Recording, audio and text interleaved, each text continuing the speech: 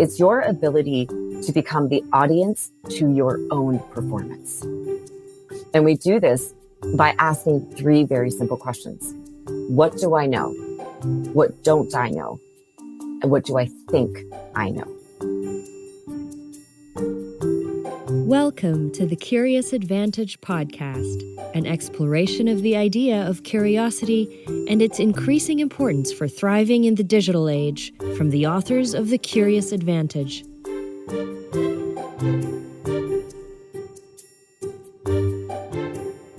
Hello and welcome to this episode of the Curious Advantage podcast. This series is about how individuals and organizations use the power of curiosity to drive success in their lives and businesses, especially in the context of our new digital reality. It brings to life the latest understanding from neuroscience, anthropology, history, business, and behaviorism about curiosity and makes these useful for everyone. My name is Paul Ashcroft. I'm one of the co-authors of the book, The Curious Advantage. And today I'm here with my co-authors, Simon Brown. Hi, everyone. And Garrick Jones. Hi there.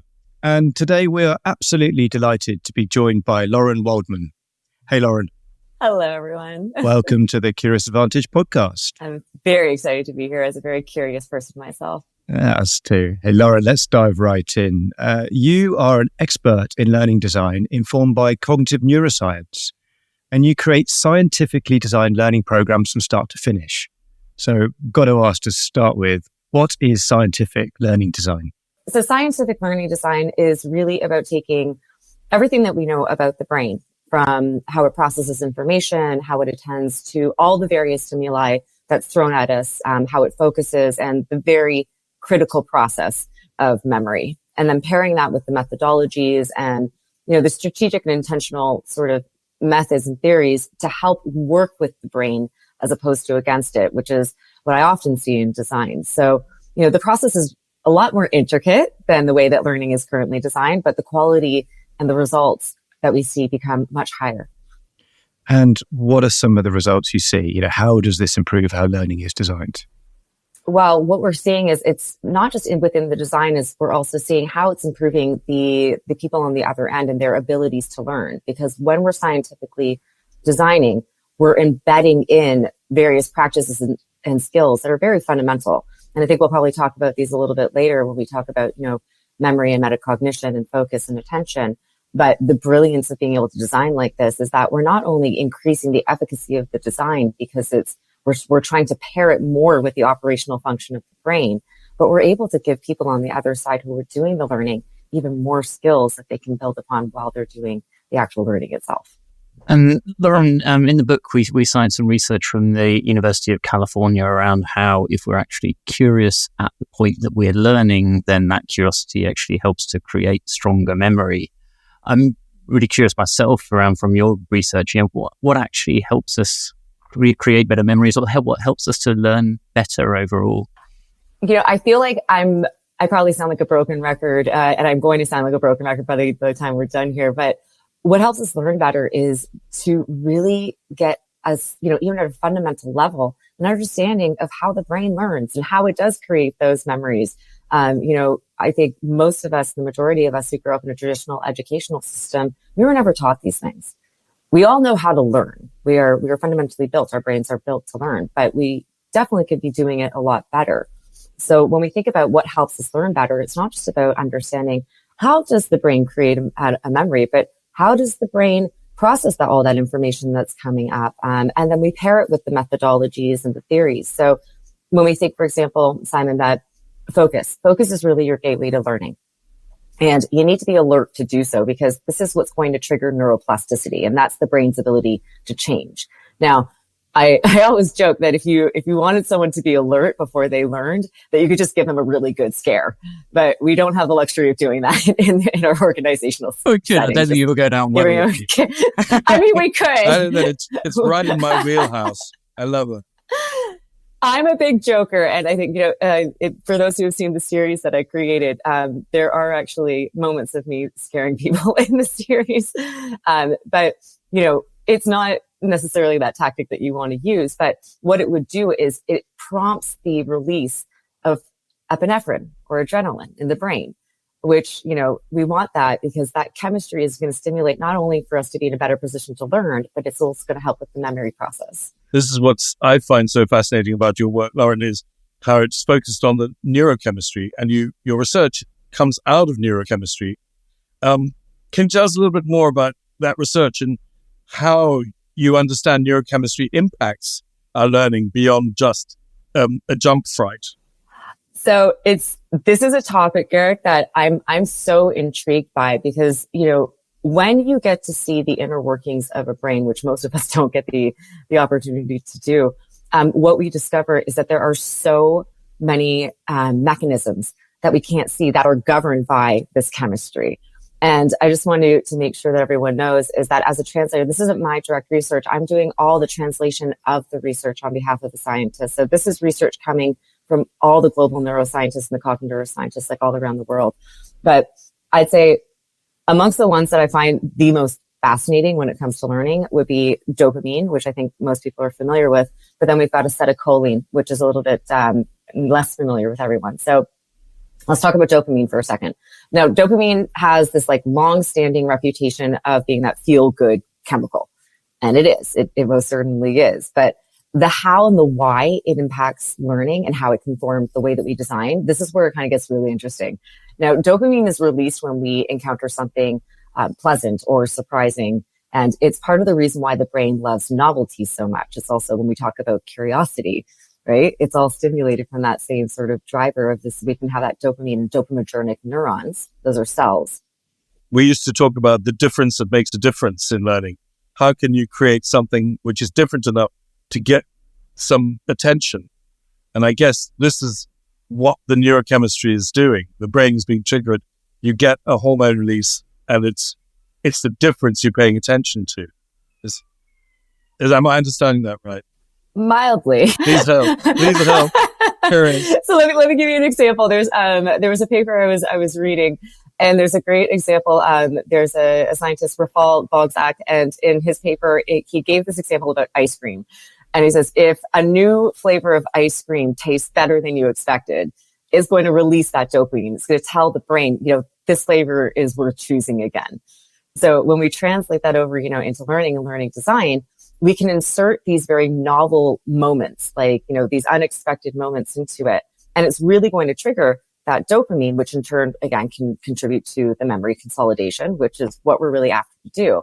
But the air of caution, when I'm working with learning designers and we're teaching them all these things, you get very excited about these, I'm going to make this really cool and I'm going to throw in all these surprises and everyone's going to love my design. I said, okay, wait, because you got to be careful, because what happens when you overuse it, which again, I've seen too often because people think we want learning to be fun. We want it to be engaging, which is true. But when you overuse it, what happens is the brain is going to start predicting, or in some cases is going to excessively start seeking it, which could derail what you actually want to be paying attention to. So you got to be cautious when you're playing around with the chemistry.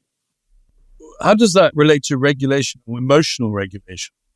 And so how do our emotions and the regulation of them impact the learning? I think honestly, Garrick, the better question to ask is how do our emotions regulate everything? We're humans. We feel all things. I find it's very useful for people to understand from a science perspective, what is the difference first between emotions and between feelings? So we can get a better context of what it is that we're working with. So if we know that our emotions are chemical responses, right? And this is very hard for us mere humans to conceptualize, that we're governed by chemistry and electricity and 3 pounds of, meatloaf that we carry around every day. But our emotions are chemical responses. Now, it's chemistry being released that allows us to have a tangible conscious experience of our feelings.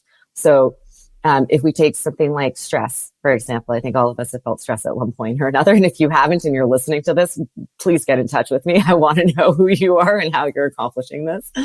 But, stress can be felt in so many different ways. And that response can be triggered by the stress hormone cortisol. Now, cortisol as the stress hormone, they're chemical messengers, and those get secreted into the blood and they can travel long distances into the body. But what it can do when it comes to as far as us being impacted by learning it can trigger a fight or flight response. And this is governed by our emotional processing centers in the brain called the amygdala.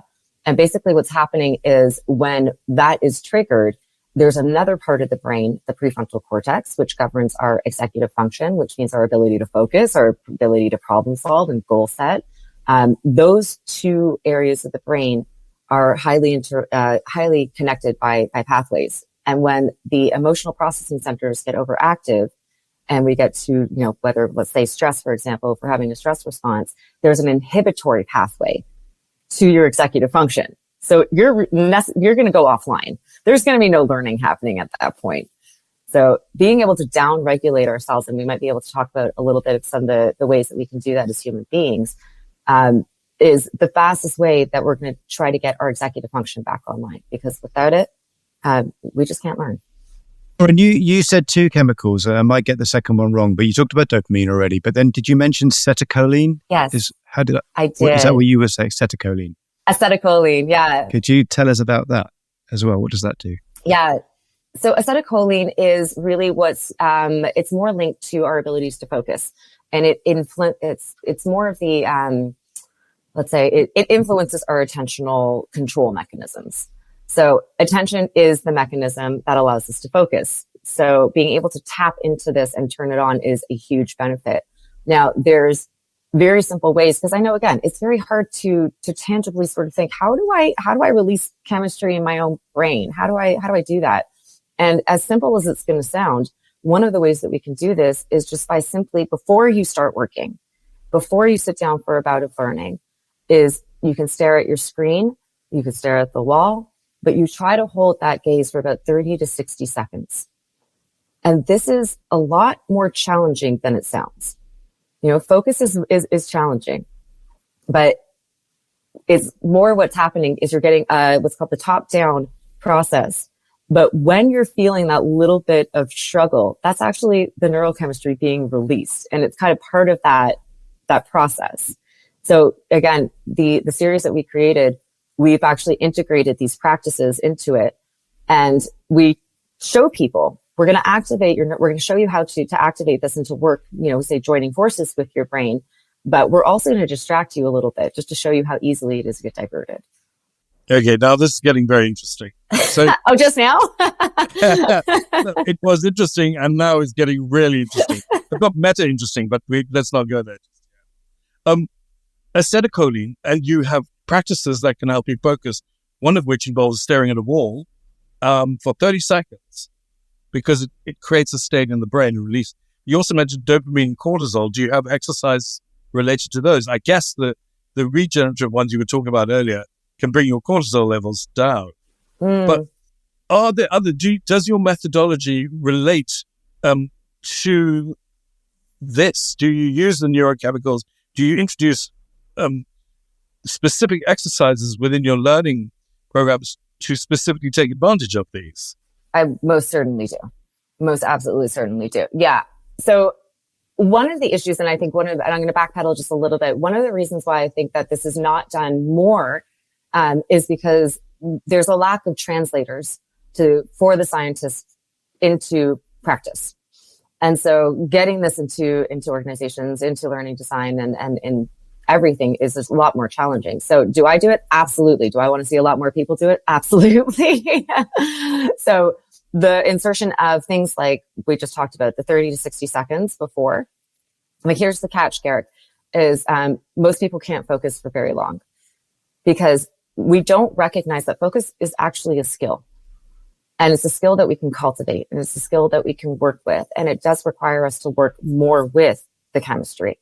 So we can do the staring the 30 to 60 seconds. There's fabulous research on using waves, so brain waves. So 40 hertz is sort of the ideal here. You can go onto YouTube. You can see brown noise, pink noise. I think there's black noise now, white noise, but you're really looking for 40 hertz. Ideally, you'd also want it to be a plain beat. You wouldn't want music playing in the background, but that one's going to stimulate in a little bit of a longer way. So you're looking to start that 30 minutes before you were going to go into work or you're going to start. So for myself, when I'm practicing, if I know I have to go into some deep research, if I know I'm going to be going to some deep design, I'm going to start listening to that 30 minutes before. And I might just be walking or grabbing a coffee or just, putting myself in that place. But I'm actively working not only with the chemistry, but I'm working with the electricity as well. Now, when it comes to the stress response, down regulating the stress response, there was latest research from a group of Stanford neuroscientists, and they looked at the difference between the different types of breath work that you can do in meditation. And what they discovered was that one of the sort of the best ways that you could sort of downregulate very quickly was through what's called cyclic sighing. This is not your typical, maybe some people listening have heard of box breathing. Box breathing is when you take 4 inhales, 4 exhales, you hold 4 exhales, and you kind of like envision a box as you're breathing. Whereas cyclic sighing, I can do a quick demonstration. I know people won't be able to see us, but you'll be able to hear it. Cyclic sighing is when we're going to inhale through our nose to the maximum that we can get to. And then right at the top, we're going to take another breath in. And then release that out. And what this is doing is we're working with our parasympathetic nervous system, but we're also working with things like our carbon and our oxygen. So it's having a very tangible effects on our bodies. I've seen that deep sea divers do this, right? Who are doing the free diving. They do that to increase their oxygen capacity in their lungs before they dive in. Is that right?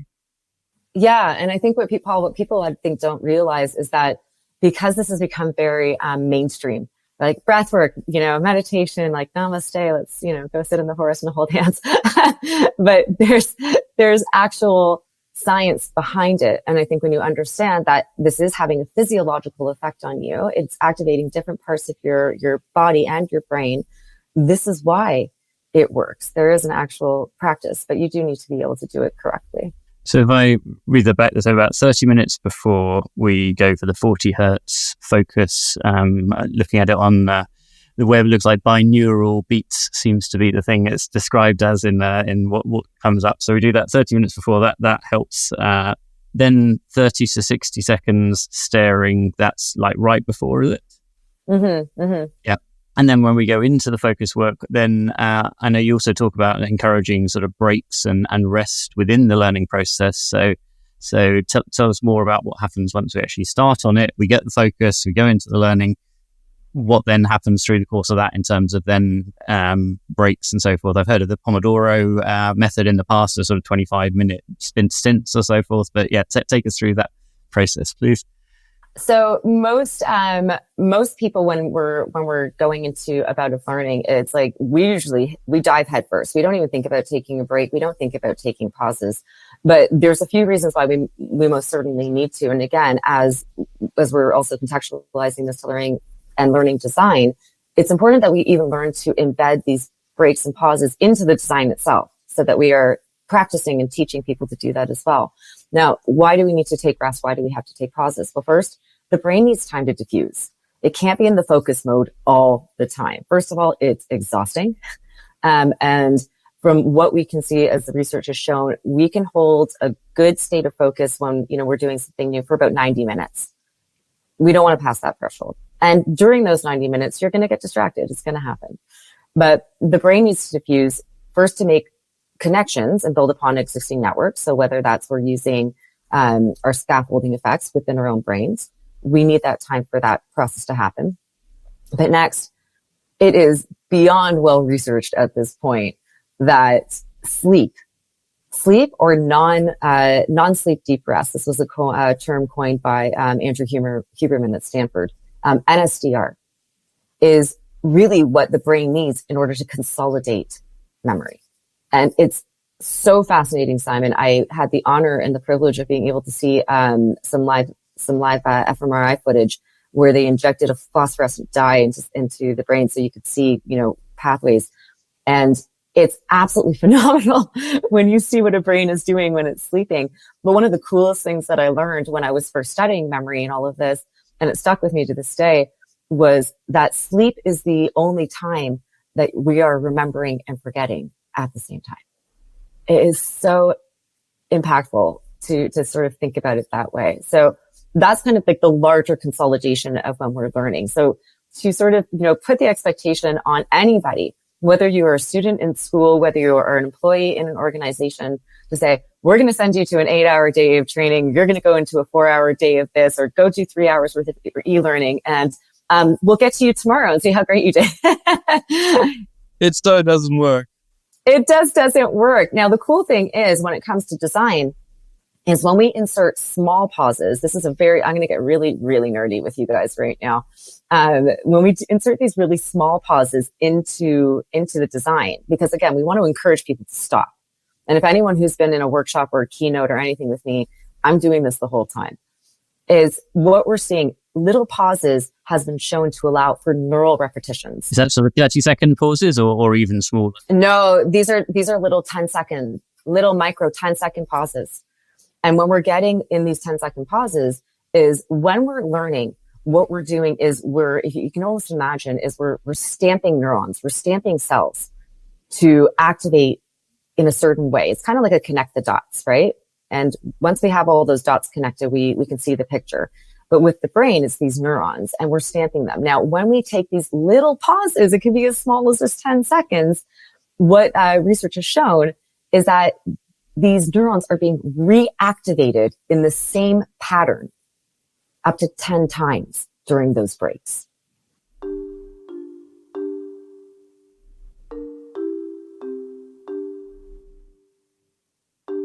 We're talking to Lauren Waldman. Lauren is the founder and learning specialist of Learning Pirate. Having studied at Harvard, Duke, and Johns Hopkins University, she launched Learning Pirate in 2017 in order to help individuals use their brains to their full potential and to optimize learning, work, and overall life quality. So, Lauren, I've got a question about confidence. And how does confidence and this neurochemistry understanding impact decision-making and learning? I'm really interested in decision-making, because I think it has a relationship to learning. But how does this interaction between this chemistry and confidence impact the learning? I think when it comes to confidence, again, when we are confident and when we have that sensation, when we have that feeling, it's going to activate different neurochemistry versus it could be the difference between having a bit of dopamine and serotonin and all these wonderful, happy, the sort of the happy neurotransmitters going through versus the high levels of cortisol or norepinephrine, where your stress response, where again, Garrick, that bear's chasing after you. I know I keep picking on you, but when it comes to confidence as well, I think what we also can sort of lean on is the growth versus the fixed mindset, the work of Carol Dweck, which was absolutely brilliant. Right? So when we encounter a challenge or when we encounter an error, does it trigger us to have the stress response, which is going to release that cortisol? And it's going to release, and maybe it is. And a little bit of stress when we're learning, we actually want it. It's good. It's when we pass that threshold that it becomes bad. That's fascinating. It's the idea that you should be in a happy environment and everything should be safe and secure is not really where we have optimal learning. And that's borne out by the neurochemical response you're suggesting. That's amazing. It changes the way that we are going back to designing learning in a way. I mean, it fascinates me that we can design a learning program that is optimally sharpest pencil in line with the way the brain works, the neurochemicals, and what we're doing, because it means we can learn stuff without being stressed out by it. It means we can learn stuff in bite-sized chunks. And it can be optimal. It's going to stay in place. And that's important for both decision-making and also learning. Do you think, what about curiosity? Where does curiosity come to play in the game of neurochemicals and learning and the neurological point of view? I mean, curiosity is, I think when we originally spoke, I am one of the most curious people. If I see something shiny down a dark alley, I'm going to go see what that's all about. I just need to know. But it's interesting because, it stimulates the neurochemistry in the same way that novelty does. There was a cool study done in 2014 that I was looking at by Gruber and colleagues. And what they did is they measured the brain activity while people were answering trivia questions. And they rated their curiosity for each question. Now, what they showed during the experiments, what they were doing, so they got these questions, but they were also interleaving photographs of either neutral faces or unknown faces. And that kind of acted as the probe for learning.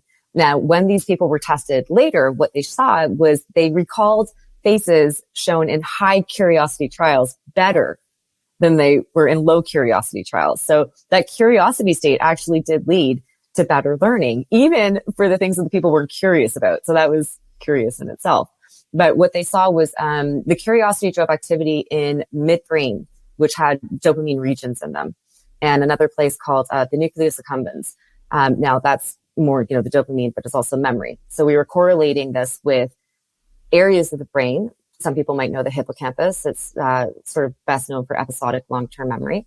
And it was activating these parts of the brain. So when it comes to curiosity, again, it's wonderful to want to chase that and to be able to design learning in such a way where we are guiding people to continue to chase that curiosity, but not overdo it. Like I said, if you're constantly searching for Waldo, you're not paying attention to what you're supposed to be learning. It's great that your research also confirms the research that we did for the book, that actually, if we're curious at the point of learning, it does actually aid retention. So that's fantastic. How do we monitor our learning? So, as you've given us the techniques for sort of how we space out the learning and how we prepare for the learning, but how can we be more aware sort of through the learning process of what's going on and monitor whether we're being effective or not? This is a phenomenal question, because this comes down to a very old theory and method that has now been, over the course of, 40 years or so, been updated. So first of all, Simon, I'm going to answer it by this. Most people don't monitor their learning, and that's part of the big problem here, because they don't have they don't think about, how am I going to monitor it while I'm doing it? Again, we were never taught to do any of these things. Now, when we look at metacognition and metacognitive theory, this goes back to 1975 in the work of John Flavel. There's another Professor John Dunlowski, who was a mentor of mine, and he researched this for over 30 years. When it comes to our abilities to be metacognitive, and for those people who are listening who don't know what this theory is, I'll describe it very simply as I do, as it's your ability to become the audience to your own performance. So how do you become the audience to your own performance? For my learning designers listening, how do we help somebody else become the audience to their own performance? And we do this by asking 3 very simple questions. What do I know? What don't I know? And what do I think I know? And we want to do this at the beginning of the process and as we are going through it as well. For my learning designers, what I would encourage you to do is, because we know that people will sit down and they will try to get through that learning as fast as they can so they can get back to, their Amazon shopping or, the donuts in the kitchen at the meeting. What we really want to do is we want to embed those moments for them. And we want to be a little bit tricky. And we want to do this for ourselves as well. Stop when you're learning and go back. Try to answer one question for yourself. Do I really know that, or do I think I know that? Is that then tied also to the sort of notion around sort of conscious incompetence and so forth? So I guess what am I consciously competent of? That's the stuff that I know. What am I consciously incompetent at? Stuff that I'm conscious that I don't know. And then the unconsciously incompetent, where I don't know that I don't know it. Those concepts around. Yeah, it is. I think so this is the beautiful thing about our brains and how they can work against us, is when we are learning something that is, maybe it's similar to something that we've already learned. So we've got the memories in there. They're already encoded in there. What happens is that it will always revert back to what it already knows. So it becomes a challenge for us and I think when we think we already know it, it will bypass it. So really embedding those moments where you have, first of all, if you encounter a moment where did I really not know that? Well, what's going to be your next strategy and what's going to be your next method? Now, this is another thing that I see that, again, none of us were ever taught. We aren't taught to think about, when I'm going to sit down to learn, do I have a strategy? Do I know a variety of different methods that I can sort of reach into if what I'm currently doing isn't working? And the answer to that, unfortunately, is mostly no.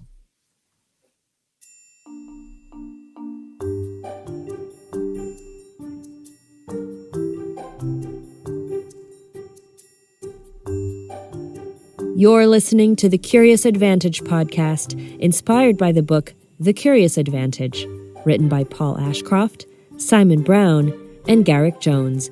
Subscribe to the podcast today.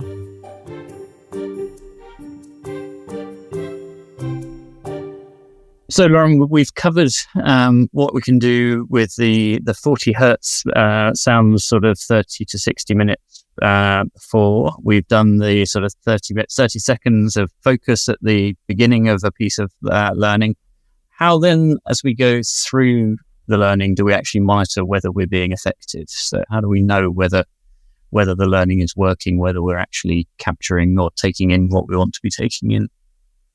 Well, the first thing that I think that a lot of people need to recognize is that we don't do this at all. Mostly, we start the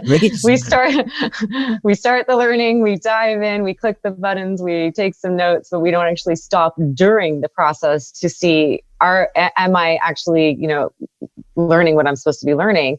And again, I think this is also a problem with the way that things are designed, is they're mostly designed that way. So you get to the end of the learning, and then you go to see if you remember anything or if you created the memory for it. Now, the most effective way to monitor your learning is to embed some skills from the realm of metacognition. And metacognition, for those who don't know, like I said, the way that I like to describe it is becoming the audience to your own performance. And whether that we're doing it for ourselves or for my learning designers listening, it's if you can take the opportunities to figure out for the other person who's doing the learning, how do I help them become the audience to their performance by embedding the opportunities for people to ask themselves while they're going through the three critical questions of what do I know, what don't I know, and what do I think I know? That last one is the most critical, because during the learning, because when we think we know something, we're going to keep going. That's the way that the brain works. When something is very similar in the brain and we're learning something that might sound a bit similar, it's going to start to bypass things. When we stop and we ask ourselves, do I actually know that? And we insert a way to quiz ourselves or to retrieve the memory. That's when you're going to find out, do I really know this and can I transfer it? Or I don't know this and I have to look somewhere else. But Simon, when it comes down to, someone sitting down to learn, it's those things that we never learned in our traditional educational settings. No one ever said, hey, here's a treasure chest full of all these different methods and all these different strategies that you can use while you're learning. And if you get stuck in one place, go back to that treasure chest and find a different method. We don't know those things. We were just never taught them. So understanding skills like metacognitive strategies and how that is also part of a skill, and looking at what are my strategies and what happens when I do encounter a problem or an error. How do I pivot?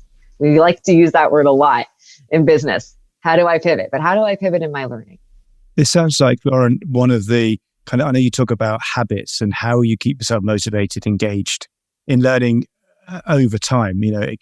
Fitting it in is one thing, but staying motivated, engaged. What are some of the other habits that you recommend when you're designing learning for people? Oh my gosh, where do we even Paul, that's like a whole week. Maybe that's like a three. whole week worth. I think, definitely that one. So let's dive in a little bit further, right? So when we look at the work of metacognition in detail, it's like I said, it's a way to monitor and regulate what you're thinking. That's where the theory really comes down to, is like, it's called thinking about what you're thinking about. So if we're able to monitor our thought processes in the moment, which is incredibly hard, because when we go back to what we were talking about at the beginning, which is our attention and our focus, well, in order to even pause in the moment, you have to be able to stop and think, okay, am I just reading this page and very passively doing so? Or am I in that page? Now, most of us will read through a page of a book and we'll just keep going. We don't stop and go back to the top page, right? It's the top of the page to say, did I really learn that? Or did I really absorb that? Because remember, you're not learning anything within about a few hours, right? You've got to really practice that. So that whole embedded skill of monitoring, regulating, having your strategies, knowing some methodologies, and being able to pivot is one of them.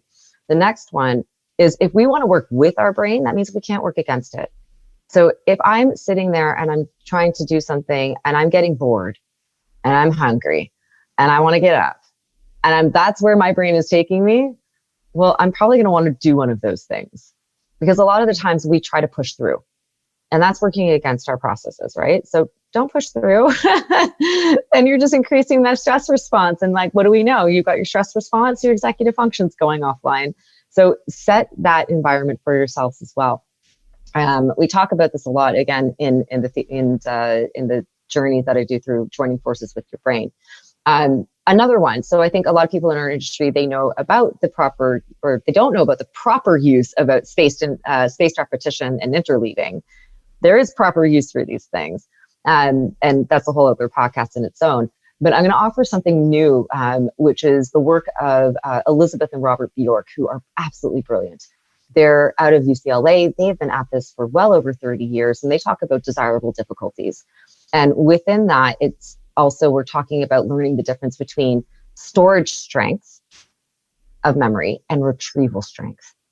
Now, the storage strength is going to be a reflection of how entrenched or how interassociated a memory is related to the knowledge or the skills. Whereas the retrieval strength is going to reflect that current sort of the activation or how accessible it is.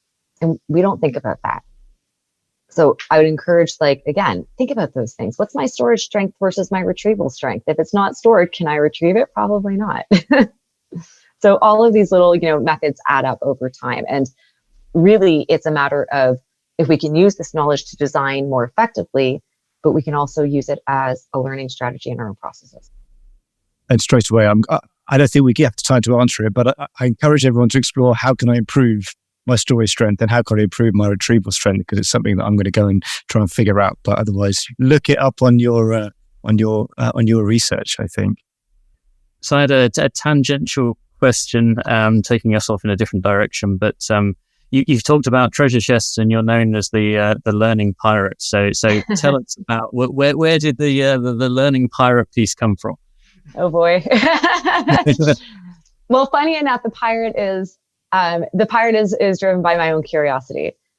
I think I've always, ever since I was a little girl, I think there's a picture of me when I tried to commandeer my parents' station wagon, and my sister is like my co-pirate. I think that's a 4-year-old little Lauren. No, that comes with the curiosity side of things. But when I started the company, having been in the industry, having been in learning for a very long time, and then having learned everything that I started to learn about neuroscience and the brain, I knew I was going to have to come in and shake things up a bit. And, pirates are kind of known for that. So we come in, we disturb a little bit, but all for the good sake of having a good adventure. So that's where the pirate came in. And I think, honestly, Simon, I don't even think a lot of people know my real name, because when I go to conferences nowadays, they're like the pirates here. And I'm like, hello. And that's fine. I don't care if you don't know my name, but if you know what I do and you support the science, then that's all that matters. So Lauren, you just mentioned shake things up in learning. One thing that's shaking things up in learning is artificial intelligence, and particularly the Gen AI stuff. Do you have a view on that? What are you seeing some of the implications of that on learning? I think it's, first of all, the first thing I'm seeing is somehow everyone has become an expert in it overnight, which is incredible, because they somehow managed to bypass the memory process in their own brains, and they know it all. But what I think when it comes to the implications of AI on learning is, honestly, Paul, it's too early to tell. It's way too early to tell. We need more. We need, people to actually engage with it. We need to be able to design with it. We need people to actually go through learning with it, and then we can start making some bold claims on the efficacy of using AI. I've seen some great examples. I also seen some absolutely horrible examples. But I think we should also be a little bit more concerned, I think, from the science perspective, the educational perspective, is we're looking at the implications of AI on executive function and our abilities to be more discerning, and, our abilities to problem solve a little bit, more, because we're trusting a lot of what's being put up in front of us, but we already know unfortunately, if you don't know the knowledge, how can you verify if it's true? So in some cases, we're seeing that although AI is really wonderful for some things, it's causing a lot more work because you have to keep going back and verifying if you're doing your due diligence. So we've covered a huge amount there, Lauren. So scientific learning design, critical processes of memory, how we need to work with the brain, not against it, how we can improve our ability to learn, how the brain creates memories and the importance of focus. You've taken us through a whistle-stop tour of neurochemistry around dopamine, acetylcholine, and various other brain chemicals. We've learned about the prefrontal cortex.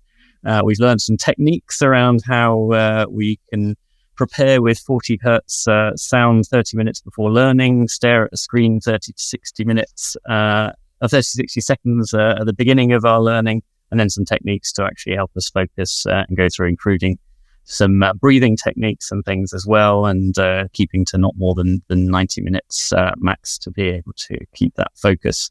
Talked about micro pauses, those 10-second pauses to stamp the neurons, a bit then on growth mindset versus fixed mindset, and more around different parts of our brain, the benefits of curiosity on actually aiding our retention, as well as what caused you to be known as a pirate from hijacking cars at a young age. So from all of that, if there was one thing that you would leave our listeners with as a takeaway, what would that be, Lauren? Well, I'm sorry for overloading your brains. First of all, let's go go get something to drink. We're all ready for a pause. There are so many ways to join forces with your brains, and we often work against them. We just don't know it. And I find that it's valuable to find either scientists, there's not many of us who are also practitioners, who can help navigate that journey, and who can help to navigate the journey of not only understanding your brain a little bit better about the learning design, the science, but we help you be overall versions of yourself and how you show up. So as much as I talk about the brain and as much as I talk about the neuroscience of it all, what we're really talking about is those beautiful fundamental things that make us humans that no one just ever taught us. That's a lovely way to close a very, very fascinating conversation, Lauren, and to think that actually the main thing is to activate what's inside of us already. And thank you so much for giving us all these really practical and fascinating tips for how to do that. I really appreciate you joining us for this conversation. Thank you.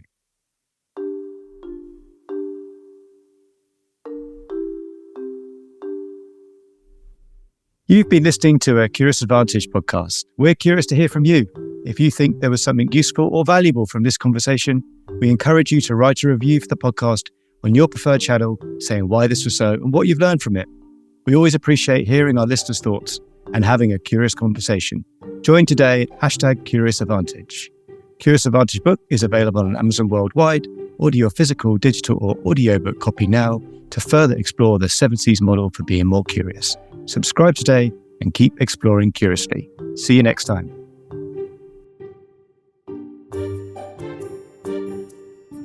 Thank you for listening to the Curious Advantage podcast. The Curious Advantage book is now available to purchase on Amazon.